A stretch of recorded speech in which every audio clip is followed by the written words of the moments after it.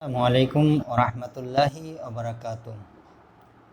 সম্মানিত viewers, doctor বন্ধুগণ, যারা নিয়মিত আমার ভিডিওগুলি দেখে থাকেন এবং কেস হিস্ট্রিগুলি উপভোগ করে থাকেন, আজকে আমি কেস হিস্ট্রি পর্যালোচনা করব। পেশেন্টের নাম হচ্ছে সোনিয়া আক্তার। তার বয়স হচ্ছে 18 বছর, বাড়ি হচ্ছে যশোরে জিকরগাছা। তো এই পেশেন্টটির একটি কেস হিস্ট্রি নিয়ে আমি বিস্তারিত আলোচনা করতে চাচ্ছি।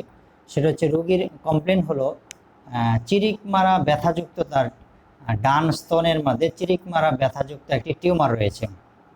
মূল কষ্ট হচ্ছে রোগীর এটি। আর আরেকটা বিষয় হচ্ছে বাচ্চা দুধ না পেলে চিরিক মারা ব্যথাটা আরও বেড়ে যায়। যখন বাচ্চা দুধ না পায় তখন তার এই কষ্টটা বাড়ে এবং মাসিক চলাকালীন সময়ে স্তনে ব্যথাটা তার বেশি হয়। দ্যাট মিনস যখন মাসিক তার শুরু হয় ঠিক সেই মাসিকের পূর্ব মুহূর্তে তার স্তনে ব্যথা হয়।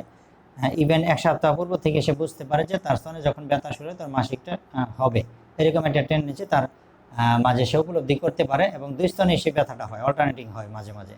আচ্ছা, বাম বগলে তার চিরিক মারা ব্যথা মাঝে মাঝে হয়, এই হচ্ছে তার মূলত কষ্ট।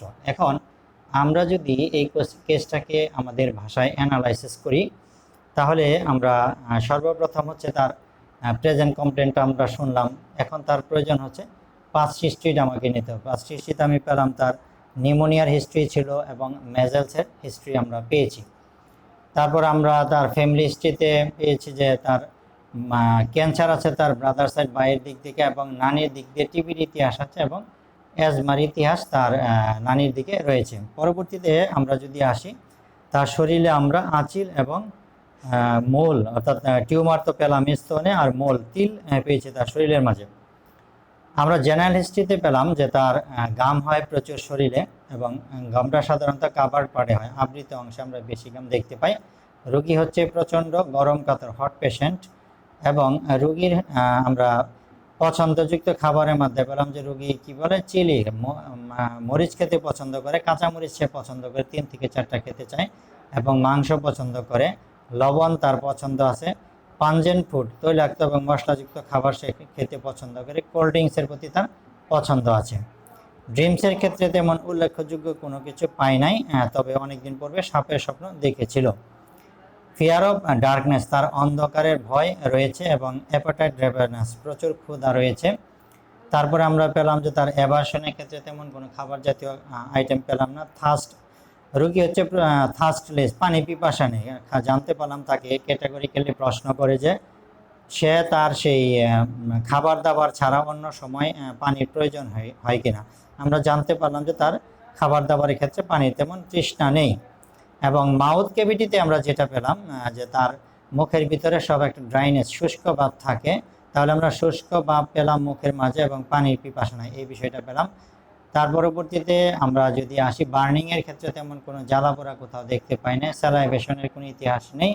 স্টোল তার পায়খানাটা নর্মাল এবং সিসিবিতে আমরা পেলাম তার সর্দি কাশি প্রায় লাগে এবং সিটিএসে আমরা পেলাম যে মাঝে মাঝে তার কাপড়ের মাঝে দাগ লাগার একটা টেন্ডেন্সি রয়েছে। হিলিং অফ অন্ডে তেমন কোনো প্রবলেম নেই এবং লিউকুরিয়া সাদা স্রাব, পূর্বে একটা সাদা স্রাবের প্রবলেম ছিল, বর্তমানে নেই। এবং মিনিস্ট্রেশন সাধারণত একটু লেট হয়, 2-1 দিন লেট হয়, আবার কখন 2-1 দিন আর্লি হয়। এবং মিনার্কির ক্ষেত্রে আমরা এসে ইতিহাস নিয়ে পেলাম যে তার মিনার্কিটা লেটে হয়েছিল, 12 বছর বয়সে তার মিনার্কি যেটা ফার্স্ট অফ মিনিস্ট্রেশন এটা হয়েছিল। তো মাইন্ড সিমটমে আমরা পেলাম হচ্ছে রোগী হচ্ছে ওপেন এয়ার খোলামেলা বাতাস, ঘরের দরজা জানালা খোলামেলা এরকম সে আবহাওয়া পছন্দ করে। মাইল্ড টেম্পারমেন্ট নম্র প্রকৃতির রোগী এবং কনসোলেশন এমিলিয়েশন, সে সান্ত্বনা দিলে তার সমস্ত কষ্টের যদি তাকে কেউ সান্ত্বনা দেয় তাহলে তার কষ্টগুলি লাঘব হয়ে যায়। এবং উইপস ইজিলি, সে সহজে তার কান্না করার একটা টেন্ডেন্সি থাকে, যে কোনো বিষয়ে সহজে চোখ দিয়ে জল এসে যায়। তো সম্মানিত ডক্টর বন্ধুগণ এবং ফলোয়ার্স বৃন্দ, এই ছিল মোটামুটি কেস টেকিং। এখন আমরা এই কেস টেকিংকে যদি সামারি করতে যাই তাহলে সামারি করার ক্ষেত্রে আমরা যে সকল বিষয় পেয়েছি তা হলো, যদি আমরা লক্ষ্য করি যে রোগীর মূল প্রবলেম প্রথম কি পেলাম আমরা, টিউমারের ডান স্তনের মাঝে তার টিউমার পেলাম ব্যথাযুক্ত এবং সেটা সাধারণত মাসিকের পূর্ববর্তী সময়ে, মাসিক চলাকালীন সময়ও হয়, আবার অনেক সময় পূর্ববর্তী সময় 1 সপ্তাহ পূর্বেই সে বুঝতে পারে, পূর্ববর্তী সময় সে এই বিষয়টাকে সে উপলব্ধি করতে পারে। চিরিক মারা ব্যথা হয় মাসিকের সময় এবং মাসিকের পূর্ববর্তী সময় হয়। তার মেজেলসের ইতিহাস আমরা পেয়েছি, হামের ইতিহাস পেয়েছি, পাস্ট হিস্টোরি। তারপরে আমরা পেলাম তার রোগী হচ্ছে গরম কাতরে, আমরা পেলাম পাঞ্জেন্ট ফুড রয়েছে তার পছন্দের মাঝে, তারপরে চিলি মরিচ খাওয়ার একটা পছন্দ রয়েছে তার, আমরা পেলাম তার লবণ পছন্দ এবং মাংস পছন্দ। আমরা এখানে দুটি মেডিসিনকে নির্দেশ প্রদান করতেছে। তো আমরা যদি অ্যানালাইসিস করে প্রথমে পালসিটিলার দিকে যেতে যাই, তাহলে আমরা পাবো যে রোগীর হচ্ছে মেজেলসের ইতিহাস রয়েছে, হামের ইতিহাস রয়েছে। তারপর আমরা পেলাম রোগী গরম কাতরে, তারপরে রোগী পাঞ্জেন্ট ফুড জাতীয় খাবার পছন্দ করে, কোল্ড ড্রিঙ্কসটা পছন্দ করে। আমরা পেলাম ফিয়ার অফ ডার্কনেস, অন্ধকারের ভয় রয়েছে, এবং রোগী পিপাসাহীন, এবং আমরা পেলাম তার মুখের ভিতর শুকনো ভাব থাকে কিন্তু পানির পিপাসা নেই, এবং মিনার্কিটা তার লেট রয়েছে, এবং সহজে তার সর্দি কাশি লাগার একটা টেন্ডেন্সি রয়েছে। তারপরে হচ্ছে আমরা পেলাম শরীরে ঘাম হয়, কাবার পাটে বেশি ঘাম হয় বিশেষ করে। তারপরে এইদিকে যদি আমরা মাইন্ড সিমটম আসে, আমরা পেয়েছি কি রোগী হচ্ছে খোলামেলা ঘরে দরজা জানালা খোলামেলাকে পছন্দ করে, এবং মাইল্ড টেম্পারমেন্ট, নরম প্রকৃতির, কনসোলেশন, এমোলিনেশন, সান্ত্বনা দিলে তার সকল কষ্টের উপশম হয়, এবং উইপস ইজিলে সহজে তার কান্না পায়।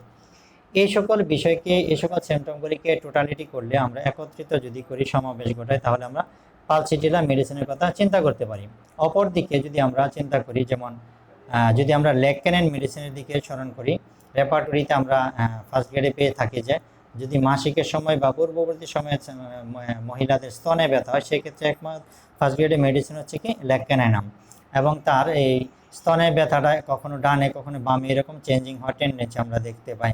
তারপর হচ্ছে রোগীর চিলি যেটা, অর্থাৎ সে কাঁচামরিচ খেতে খুব পছন্দ করে, প্রশ্ন করে জানতে পারলাম 3 থেকে 4টি মরিচ পর্যন্ত সে খেতে পারে। তারপর হচ্ছে লবণ পছন্দ রোগীর। তারপর আমরা ফিয়ার অফ ডার্কনেস পেলাম। তারপরে আমরা এদিকে যদি আসি, আমরা সহজে সর্দি কাশি লাগার একটা টেন্ডেন্সি পেয়েছি। হ্যাঁ, এই সকল সিমটমের বিষয়ে যদি আমরা গুরুত্ব দিই, তাহলে আমরা দেখি যে এখানে সাধারণত লেকেনান মেডিসিনকে নির্দেশ করে। সম্মানিত ভিউয়ার্স এবং ডক্টর বন্ধুগণ, এখন আমি একটি মেডিসিন রোগীকে দিয়েছি, বাট সকলের প্রতি এটা একটা প্রশ্ন রইল যে কে কি মেডিসিন দিতে চান এবং কিভাবে মেডিসিন সিলেকশন করতে চান, যাতে এই রোগীকে আমরা খুব সহজেই আরোগ্য প্রদান করতে পারি। সবার সুস্বাস্থ্য এবং উজ্জ্বল জীবন কামনা করে আজকের আলোচনা শেষ করছি। আসসালামু আলাইকুম ওয়া রাহমাতুল্লাহ।